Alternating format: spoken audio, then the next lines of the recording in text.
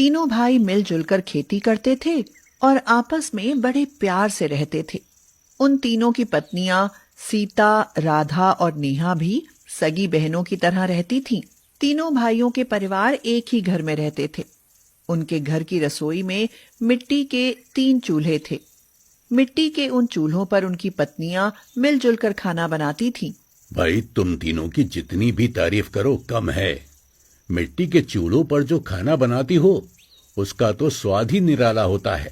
साथ ही ठंड में गरम गरम खाना मिल जाता है। मंद मंद आंच पर सिकी रोटियां खाने में जो मजा आता है उसकी तो पूछो ही मत। क्यों? क्या मिट्टी के चूल्हे पर बनी सब्जियों और चावल दाल आदि में कोई मजा नहीं आता देवर जी? बहुत मजा आता है भाभी, पर सबसे ज्यादा मजा तो आप तीनों के प्यार को देखकर आता है। सब काम मिलजुल कर आराम से कर लेती हो।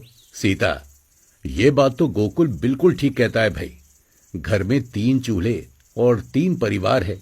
जब तक ये चूल्हे मिलकर चलते रहेंगे हमारा परिवार खुशहाल बना रहेगा और आगे बढ़ते रहेंगे। इसकी तो आप चिंता ही मत कीजिए भाई साहब। हमारे 3 मिट्टी के चूल्हे हमेशा मिलकर ही जलेंगे और इन पर बना खाना हम सब मिलकर ही खाएंगे। भगवान करे ऐसा ही हो और हम तीनों भाई हमेशा साथ साथ रहकर जीवन में खूब तरक्की करें। राम, श्याम और गोकुल तीनों भाई बड़े प्यार से खेतों में मेहनत करते थे। राम घर में पिता की तरह सब जिम्मेदारियां निभाता था और छोटे भाई उसे पिता के समान ही आदर देते थे। राम भी भगवान श्री राम की तरह अपने दोनों छोटे भाइयों और उनकी पत्नियों को अपने बच्चों की तरह प्यार करता था। इसीलिए तो खुद से ज्यादा उनकी चिंता करता था। गोकुल, अब की बार धान की फसल बिकेगी तो तुम दोनों की पत्नियों के लिए सोने के कंगन बनवाएंगे। भैया, कंगन तो फिर भी बन जाएंगे। पहले उस बंसी का खेत खरीद लेते हैं, इससे हमारे पास एक खेत और बन जाएगा। भैया, श्याम ठीक कहता है, पहले हमें खेती खरीदना चाहिए। अरे मेरे लक्ष्मण भरत जैसे भाइयों, मैंने बंसी से खेत खरीदने की बात भी कर ली है। वो भी खरीद लेंगे हम। पर भैया, हम इतना पैसा कहाँ से लाएंगे? अरे उसकी चिंता तुम मत करो, मेरे पास जो जमा है उससे काम चल जाएगा। पर भैया, आपके भी तो बच्चे हैं, वो पैसा तो उनके भविष्य के लिए है। अगर यही बात है तो हम भी अपनी जमा पूंजी में से पैसा देंगे। जब तक राम जिंदा है तुम्हें ये सोचने की जरूरत नहीं है। उस साल धान की फसल अच्छी होती है और राम दोनों छोटे भाइयों की पत्नियों के लिए सोने के कंगन बनवाने के साथ साथ बंसी का खेत भी खरीद लेता है। राधा और नेहा सोने के कंगन पाकर खुश तो बहुत होती हैं, मगर फिर एकाएक उदास होकर राधा कहती है, भैया, हमारे लिए सोने के कंगन बनवाए, पर दीदी के लिए क्यों नहीं? हम ये कंगन नहीं लेंगी, दीदी के लिए भी ऐसे ही कंगन बनवाइए। तुम दोनों मुझसे छोटी हो, ये कंगन अपनी बड़ी बहन की तरफ से तोहफा समझ कर रख लो। पर दीदी, ये तो अच्छा नहीं लगता ना। क्यों अच्छा नहीं लगता? बहुत अच्छा लगता है। अगली फसल भी तो आएगी, मेरे लिए सोने के कंगन अगली फसल पर बन जाएंगे। भाभी ठीक कहती है, अब तो हमारे पास एक खेत और आ गया है। अब तो हम भाभी के लिए हर साल कंगन बनवा सकते हैं। इस तरह राम और उसके भाई खेती में दिन रात मेहनत कर अच्छी कमाई करते रहते हैं और राम खुद से ज्यादा अपने भाइयों का ख्याल रखता है। मगर कुछ दिन बाद उनके घर में मौजूद मिट्टी के 3 चूल्हों में अचानक ही दरार पड़ जाती है। राधा और नेहा पास पड़ोस की औरतों में बैठकर राम और सीता से जलन रखने लगती हैं और चूल्हों के बंटवारे पर उतर आती हैं। अब हमें अपना चूल्हा अलग करना होगा। हम अपनी अलग खेती करेंगे और अलग खाना बनाएंगे। मान जाओ राधा, राम जैसा भाई संसार में कोई दूसरा नहीं है। हाँ, दूसरा नहीं है। आप नहीं जानते, पड़ोस में सब जानते हैं कि राम और सीता हमारा फायदा उठाकर खूब धन जोड़ने में लगे हैं। ऐसा हो नहीं सकता। पर ऐसा ही है। दोनों ऊपर से शरीफ बनते हैं, मगर छिपकर अपने बच्चों के लिए धन जमा करने पर लगे हैं। आप दोनों भाइयों को छोड़ सारा गांव इस बात से वाकिफ है। हाँ। राधा और नेहा के मन में यह ख्याल आते ही राम का परिवार टूटने की कगार पर आ खड़ा होता है।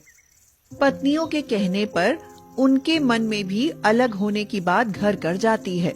मेरे भाइयों मान जाओ, 3 चूल्हों को एक जगह रहने दो, अलग अलग हमारे घर की खुशहाली को ग्रहण लग जाएगा। भैया अब तो ये हो ही नहीं सकता, अब तो हमारे चूल्हे अलग अलग होकर ही रहेंगे। जब राम के कहने पर भी उसके भाई अलग होने पर अड़ जाते हैं तो एक रसोई की 3 रसोई बन जाती हैं और मिट्टी के 3 चूल्हे अलग अलग रसोइयों में जलने लगते हैं। रसोई बट जाती है और खेत बट जाते हैं। छोटे भाई और उनकी पत्नियां अलग होकर बहुत खुश होते हैं, मगर राम और सीता का तो मानो दिल ही टूट जाता है। लो, खाना खा लो। सीता, बच्चों को खिलाओ और तुम खा लो, मुझे तो भूख ही नहीं है। देखो, श्याम और गोकुल भी हमारे बच्चों जैसे ही हैं। अगर वे हमसे अलग रहकर खुश हैं, तो भला हम उनकी खुशी में रोड़ा क्यों बने? वो तो मैं भी समझता हूँ, पर मेरे जीते जी अलग अलग चूल्हे मुझसे बर्दाश्त नहीं होते। अलग होने के बाद श्याम और गोकुल तो अपने बच्चों में खुश रहते हैं, मगर राम अपने भाइयों के साथ न रहने पर बीमार पड़ जाता है।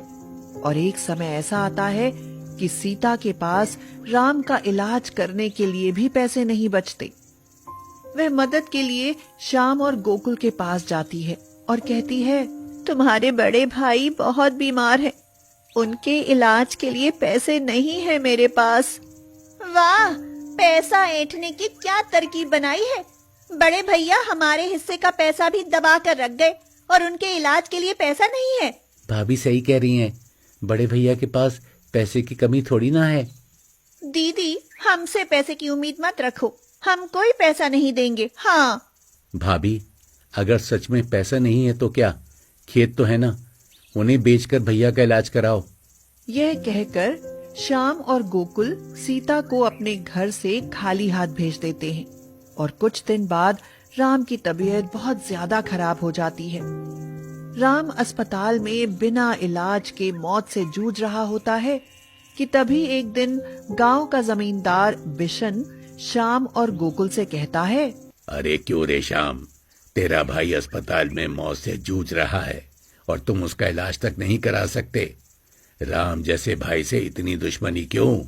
राम के पास क्या पैसे की कमी है? हमारे से ज्यादा पैसा है उसके पास। हमारे बराबर खेत है और खूब पैसा दबा कर रखा है, फिर भी हम इलाज कराएं क्यों भला? अरे तरस आता है तुम्हारे जैसे एहसान फरामोश भाइयों पर। अरे उसने तो कभी एक भी पैसा नहीं दबाया, बल्कि तुम दोनों की खुशहाली के लिए अपना खेत भी गिरवी रख मुझसे कर्ज लेकर तुम्हें नए खेत खरीद कर दिए। उसके खेत तो आज भी मेरे पास गिरवी पड़े हैं। यह सुनकर तो श्याम और